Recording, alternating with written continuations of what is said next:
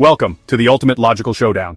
Before you slam me with, hey, this guy is plagiarizing content from another YouTuber, I am not plagiarizing anyone's video, I'm just recreating the video. You see, I was just a nerd, surfing down the internet lane, until I found completely rage-bait content. I even asked for logical reasoning questions, but the only question he replied to was me saying, he is just a One Piece hater, with him answering hater schmatter. If you doubt it, then prove it, or something along those lines. So, well, I'm here proving by giving every logical reasoning I can find in the series or calculated on my own. And since this guy didn't reply to my logical questions, which others asked too after seeing my comments, he still didn't reply to them. So I thought, why the heck don't I create a video myself? How hard can it be? Answer: it was very hard. I had to delete the video 3 times. It took 3 weeks of editing and re-editing. First, clips being lost or renamed, and a few copyright claims. Hard work until I learned how to do it. Oh, and spoilers ahead, guys, so watch it if you want to get spoiled a little. You've already seen from the thumbnail, we're throwing Kaido and Battlebeast into the ring to see who comes out on top. Now, I'm not gonna lie, when I first started gathering facts for this, I thought this was gonna be an absolute slam for one of them. But oh no, I saw something that completely flipped the script. So let's break it down, starting with Kaido and his epic power. The One Piece universe is packed with absolute monsters, fighters who could level cities, crack islands, and probably ruin your favorite vacation spot in seconds. Take some of the mid-tier fighters for example. They're already pulling off town-to-city level destruction. Yeah, remember that ice continent feat? Yeah, that one. But if we zoom in real close, the cracks in the crystal ice aren't that massive. If we're being logical and see the scene ourselves, Don Chinzhao's drill nail technique is probably maxing out at city-level destruction. But seeing his fights and that huge crack, no, not that, this crack, as you can see for yourself, it isn't that big and it goes far but not continent far. But we're not talking about Don Chinzhao, we're talking about Kaido's AP. This guy is basically the definition of overkill. First off, his neck alone is stronger than Luffy's town-destroying Kong gun. Yeah, you heard that right. His. While Luffy's Kong gun can level a town, Kaido just casually blocks it with his neck muscles like it's nothing. And he doesn't just block it, he pushes Luffy back like he's swatting away a fly. I didn't even notice this when I first watched the episode, but now it's all I can think about.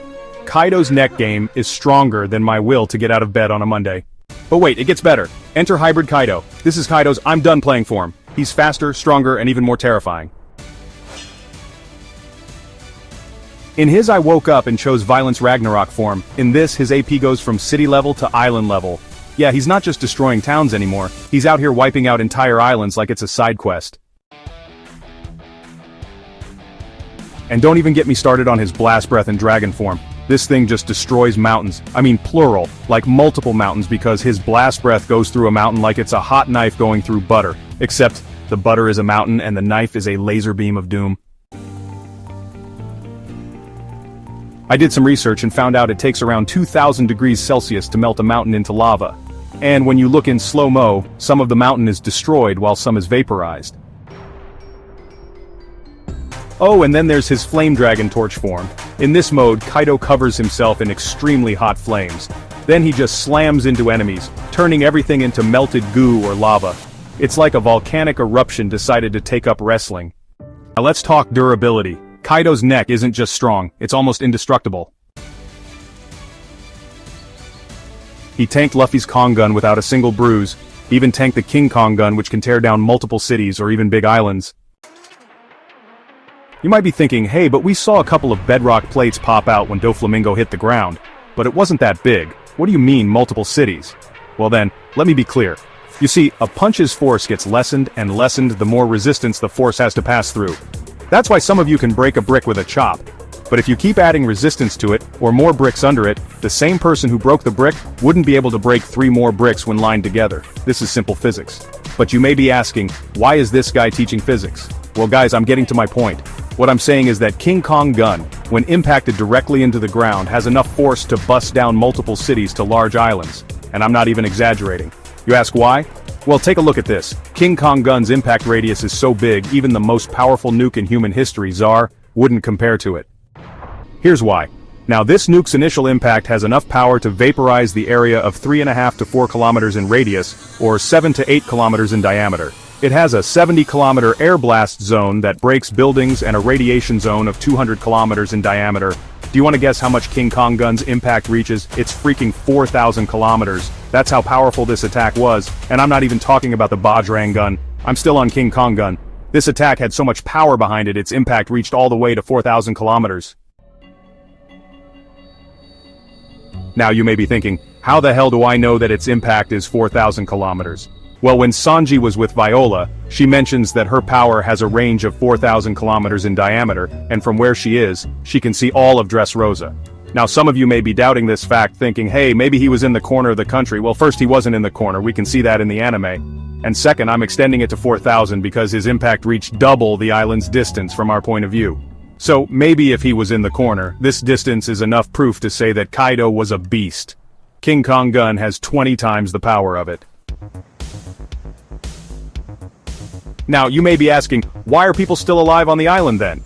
Well, the blast did happen way above the ground, and the impact was absorbed by a spider net and 16 holy bullets. But as you know, this is still an assumption based on the given facts and the size of the islands. Plus, this is an old anime, which doesn't care for logic most of the time.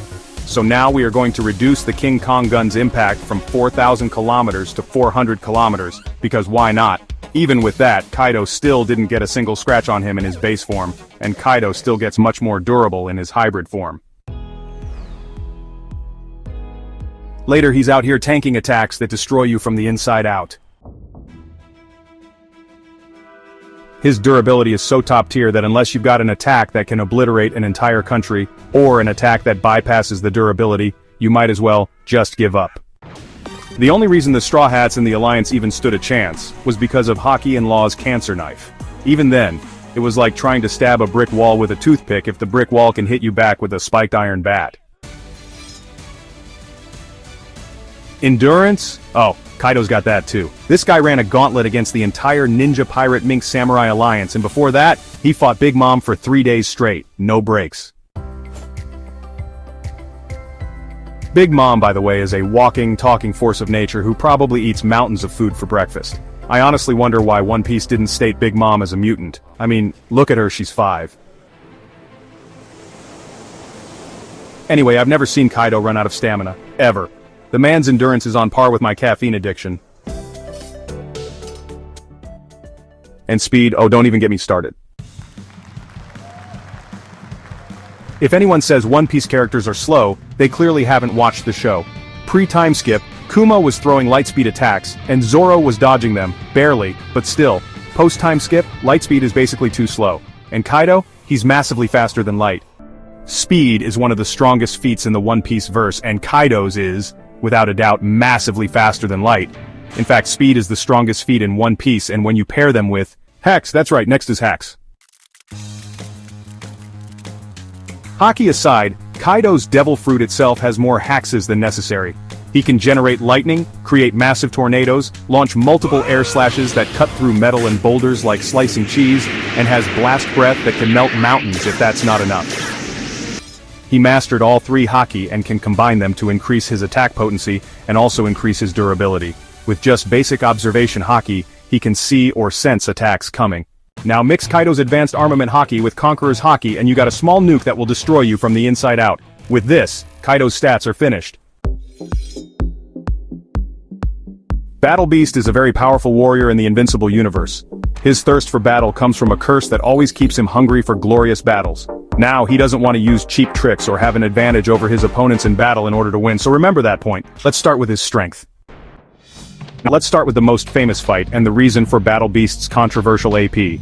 The feat of Omni-Man, Mark, and Thetis destroying the planet is a little shady because if you look at the comics, Thetis mentions that if he doesn't time it perfectly and the core has time to stabilize, they would die on impact. Remember this point.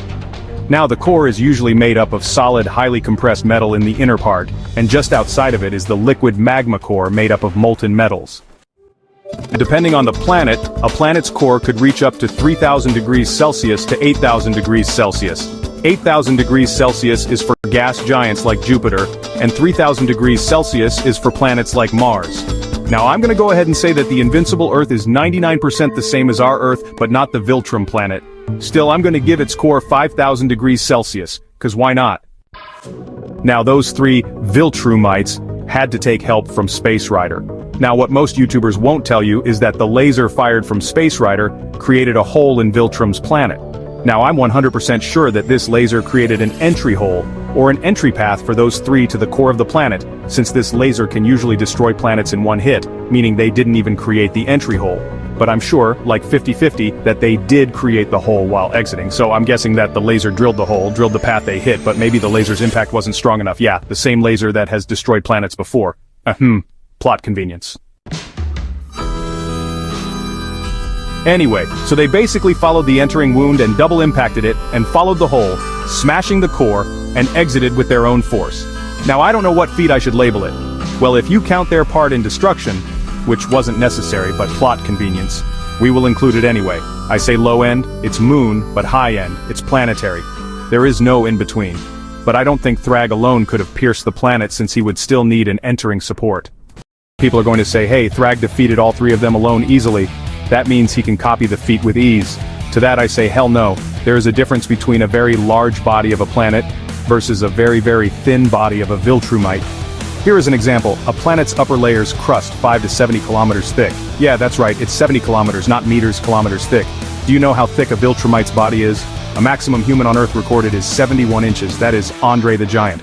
Now this 71 inches or 180 centimeters, I don't think anyone is thicker than him in Viltrumite society. Now you must be saying, hey, it's about durability and not thickness. To that I say, I am getting to it. Second layer mantle, made up of freaking 2,900 kilometers of rigid solid rock. Here is your durability, and the thickness that Thrag can't go through. But I'm sure there are still one or two die-hard fans who just won't believe. To that, I say, 2,200 kilometers thick outer core made up of liquid iron and other heavy metals. Focus on heavy and liquid because that liquid isn't water cold. This liquid, or I should say magma, is 5,000 degrees Celsius plus hot, the same temperature in which Thrag died within a few seconds. But if somehow he survives this 2,200 kilometers of hot temperature and comes out of it alive with his skeleton and brain intact, by this point, he has lost all his momentum because he is gonna need that to destroy the freaking 1,220 kilometers thick, extremely compressed heavy metals. And I don't think that Thrag has that kind of power in him. Now with that in mind, let's relabel the feat. I say minimum continental to multi-continental. Hey, just look at the size of continents on Google, just in case you think a continent is too small. Now this feat belongs to Thrag since he can fly at light speed or something and just ram the Earth and deal a massive amount of damage. But guess what? Battlebeast can't fly. If you don't believe me, Google it yourself. So, reduce that AP to a country or two. It's the second most complex chart, speed. Now I'm gonna go ahead and say that in Invincible, the speed of traveling and speed while fighting, or combat speed, are completely different. While their traveling speed may look like Viltrumites travel at 100 to 1,000 times the speed of light, I don't think that's the case, and that speed definitely doesn't apply while fighting. Now in Season 3 we got some proof for that. In Season 1 we see Nolan trying to teach Mark how to break the sound barrier. Now we don't know if he learned that or not, but we are going to assume he did in Season 2 at least. Even if I were to make Mark's speed Mach 2, that's the speed of sound times 2, and in Season 3, his speed increases by 65%. Even if we consider Thrag to be 3 times stronger and faster than Conquest, and Conquest being 3 times stronger and faster than Mark, which I don't think, he may be stronger or faster only 2 times, but seeing that Mark was only able to beat Conquest after receiving an adrenaline boost, and adrenaline boosts go from an average 30% to 50%, to hysterical strength boosts of 300%. That's why we're giving Conquest 3 times the strength and speed. Do you know how much percent that speed is compared to light speed? It's freaking 0.0000034% of the speed of light. But I have something more. The best example is Nolan fighting. Now time is running out and we have to move forward. With that, I put 3 examples to which I never got a reply. If Nolan is massively faster than light, then you are telling me that Season 1 kaiju, dead robo-soldiers, and a normal human being, that being Cecil, are also faster than light. Even with prediction, human reaction time for visual is 250 milliseconds, and tactile reaction is 150 milliseconds. That is 7 milliseconds. If I reduce this 3 times and turn it into 50 milliseconds, it still is 20 milliseconds. That is 0.0000000000667% of light speed. Although they can reach light speed with build-up momentum only while traveling in space since there is no resistance, traveling at light speed or twice the faster than light speed makes them extremely tired. But I don't care. Let's give battlebeast the same speed as Kaido, so it's MFTL now, cause why not? Up next, durability. His durability is also questionable apparently. A spiked sword can cut deep into his belly. Please remember that spiked part. Anyway, let's increase his durability to country level. Up next, endurance, the only logical feat with facts to back it up. Now he had fought multiple Viltrumites and also fought Thrag for 3 days straight with a deep stomach wound, which later became the cause of his demise. So, I say his endurance is greater than Kaido's, cause why not? Next, IQ and battle IQ. Well, in IQ there isn't much info about him being highly intelligent, so maybe he is stupid, just like most brute characters are portrayed. But in terms of battle IQ, battlebeast has mastered all forms of martial arts and weaponry. I don't know why he threw away his weapons anyway, and he also has special hand-to-hand combat techniques that are designed by him, for him. And this here ends the stats of battlebeast. Now we will give a platform to fight and see who wins. Now they will be fighting in Onigashima. Before I end this stats chart, I'd like to mention that the Invincible universe does not mention details like the size of the planet or moon or speed or anything. It provides very few details that help you gauge characters. Unlike Invincible, One Piece, due to its long-term serialization, has provided enough stats for me to create this chart clearly. Now I'm also adding the rule that both of these characters are bloodlusted towards each other, because if I don't do that, Kaido won't take it seriously enough to use haki or any of his abilities. So, with that rule in place, Kaido is winning high diff to mid diff because, hear me out, battlebeast was injured by an unknown metal spiked sword, and all battlebeast had to do to split his stomach was use brute strength with that spiked sword. Kaido has that strength and has haki that will blow battlebeast from the inside out. Oh, and just in case if battlebeast were to cut Kaido, due to his mythical zone he has a good amount of regeneration. So while battlebeast will get only weaker and weaker, Kaido in time will regain his strength. If you still don't understand, let me put it this way. Kaido, in his purple form or lightning hammered form, or as I like to call it, Ragnarok form because it's much cooler this way, already has high attack power, high durability, high speed, and high ferocity, all of which reach a new level. While it seems that this form does take a lot of stamina, this form finishes fights quickly. To give you an idea, imagine battlebeast charging straight at Kaido. His weapons are going to break with one demolition gust, which Kaido can perform even in his already busted hybrid form. Now battlebeast comes to fight hand to hand, but Kaido is still using a weapon, a spiked iron club. Those spikes are coated with haki. This Emperor's advanced haki is going to shatter battlebeast's hand or jaw or whatever gets hit by his Thunder Bagua, because battlebeast doesn't have haki to block that kind of attack. Now let's teach battlebeast some haki. Even with that, he still can't win. You ask why? Because Kaido still has an ace in the hole. His Flame Dragon Torch form. In this form, his temperature reaches 4,000 to 5,000 degrees Celsius. Now you may ask, how the hell do I know that? Well, when you look at this clip, you can see Kaido burning through Onigashima's giant horn, which looks like a stone horn. And Kaido, with a slight touch, evaporated and melted the part of the horn that came in contact with his flaming body. That's close to the sun's surface temperature, the same temperature that melted Thrag, and I don't think this furry beast has that kind of heat resistance. Now before you people say no, Thrag died in the corona of the sun since that's 3 million degrees Celsius, let me clarify this. I don't think Mark and Thrag fought in the corona of the sun. They fought on the surface of the sun, since we see Mark getting damaged by lava.